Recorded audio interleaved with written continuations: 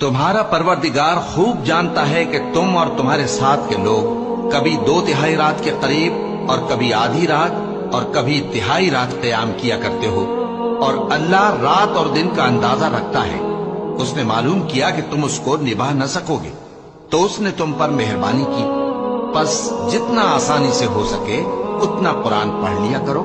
اس نے جانا کہ تم میں بعض بیمار بھی ہوں گے اور بعض اللہ کے فضل یعنی معاش کی تلاش میں ملک میں سفر کریں گے اور بعض اللہ کی راہ میں لڑیں گے،